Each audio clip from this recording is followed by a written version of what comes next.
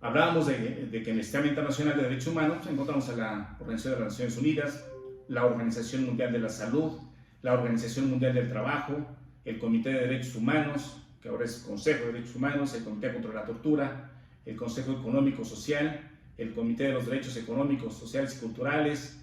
Encontramos también otro tipo de organizaciones. Hay una serie de instituciones que finalmente son relevantes y constituyen comités que también pueden resolver las quejas o solicitudes que en materia de derechos humanos se les puedan plantear. ¿Cuáles son las obligaciones enunciativas de los estados en este rubro, en materia de protección de derechos fundamentales? Ya lo comentaba, que es garantizar, respetar, tutelar y proteger los derechos humanos o fundamentales de los gobernados. Investigar y reparar las violaciones a derechos humanos que se cometan en contra de todas las personas físicas o jurídicas. Proteger y respetar el derecho a la vida. Y aquí, en este tema de las personas físicas o jurídicas, vale la pena detenernos un poquito, no lo haré mucho, solo para comentar que, por ejemplo, en algunos casos sigue el debate de si las personas jurídicas, las personas morales deben o no tener derechos fundamentales. Sin embargo, ya en el Código Nacional de Procedimientos Penales de nuestro país, ya también se establece la responsabilidad penal de las personas morales. Y esto vale la pena dejarlo en la mesa para reflexionar, porque entonces empiezan a involucrar en la protección de los derechos fundamentales, los derechos públicos y los derechos privados.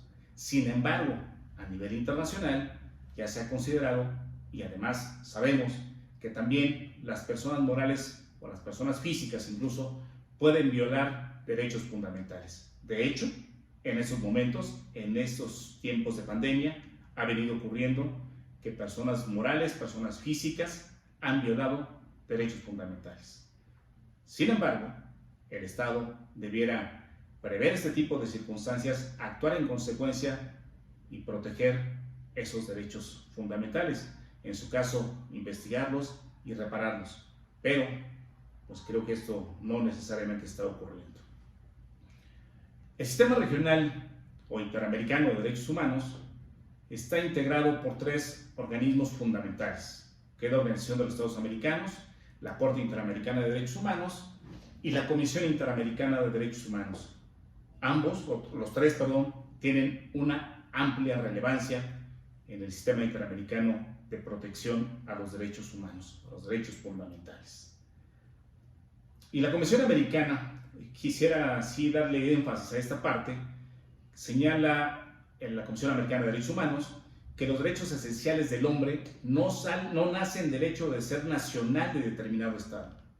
Tienen como fundamento los atributos de la persona humana, razón por la cual justifican una protección internacional de naturaleza convencional, coadyuvante o complementaria de la que ofrece el derecho interno de los Estados americanos.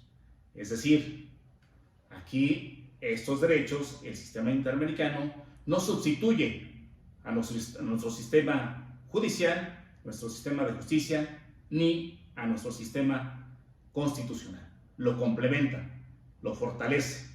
Y por eso es que de ahí se habla de que podamos ejercer un control de convencionalidad constructivo, aunque también hay algunos que entiendo lo utilizan de manera destructiva. México forma parte de la Convención Americana desde el 24 de marzo de 1981, aunque, como ha venido ocurriendo, en algunos casos no se reconoce la validez, la vigencia de algunos tratados y convenciones internacionales, reconoció la competencia de la Corte hasta el 16 de diciembre de 1998. Como les comentaba, la Corte Interamericana es un órgano jurisdiccional instituido para la protección de los derechos humanos en el continente. Es una institución autónoma que genera jurisprudencia, que puede decidir cualquier caso contencioso relativo a la interpretación y aplicación de la Convención Americana sobre Derechos Humanos. De manera muy rápida, les comento que la Corte Interamericana ya señalaba que tiene tres funciones específicas: contenciosa, consultiva y cautelar. Puede determinar medidas provisionales cuando existe una situación de extrema gravedad, donde sea urgente y pertinente proteger los derechos fundamentales contra ataques que les pudieran generar consecuencias irreparables a las personas. Y la Corte ha generado como consecuencia de ello jurisprudencia, doctrina, que es fundamental al momento incluso de aplicar disposiciones internas en los derechos que son parte de la Organización de los Estados Americanos.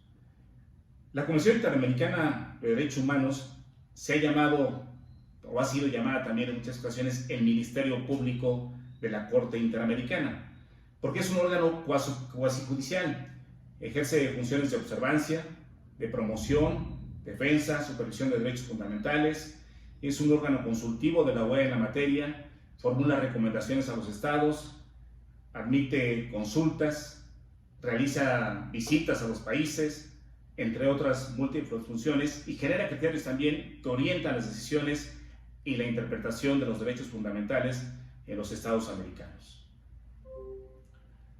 Perdón, maestro Navarro, si me va informando cómo vamos en tiempo, por favor, para no abusar de la amabilidad. Usted tiene todo el tiempo del mundo, maestro Ángel, buen día. Muchas gracias, mi querido maestro. Bien, ya hay algunas preguntas, pero usted continúe, por favor, es excelente y muy interesante el tema. Por favor, continuar.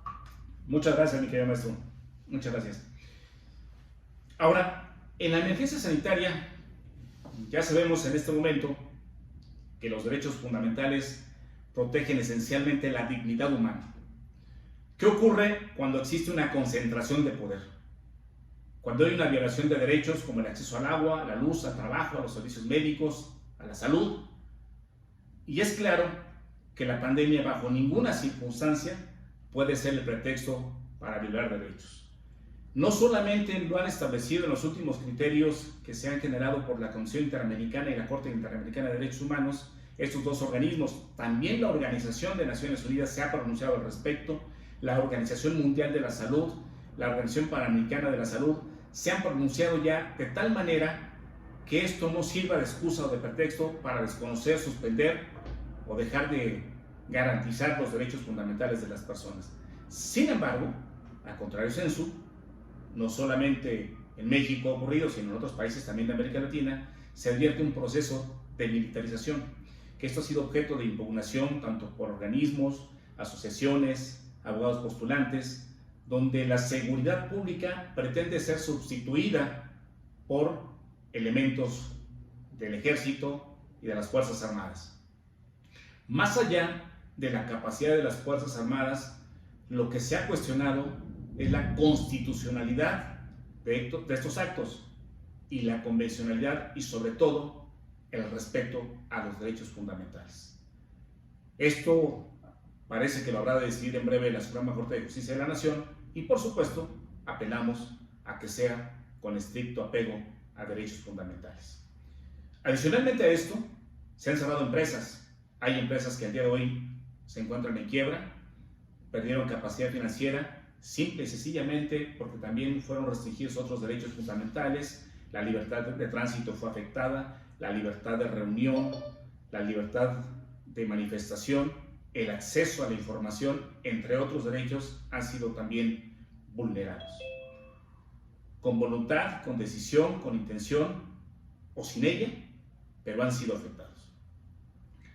Ha existido una serie de despidos masivos, justificados o no, y aquí también se han dado otros fenómenos. En estos despidos también ha habido, me parece que, excesos y abusos donde se han vulnerado los derechos fundamentales de las personas, incluso incurriendo en fraudes procesales. Es decir, ha habido simulación de actos jurídicos, de contratos, de presuntas quiebras para poder propiciar el despido, sin liquidación, sin indemnización para los trabajadores, e indudablemente esto ha afectado su derecho a la alimentación. La parálisis institucional, por supuesto que ha provocado otros problemas, que no pueden concluirse trámites administrativos, gestiones, aperturas de negocios. Cierto es que han estado cerrados la mayor parte de los negocios, que se ha limitado por razones de salud las asociaciones, las reuniones, el contacto físico entre las personas, que se ha limitado. Esto es cierto. Creo que nadie, ninguno de los que estamos en esta reunión, en su sano juicio, aceptaría que se siga un tipo de conducta o una serie de reuniones o de manifestaciones para afectar la salud de los demás. A todos, absolutamente a todos, nos interesa nuestra salud. por supuesto que sin salud poco podríamos hacer.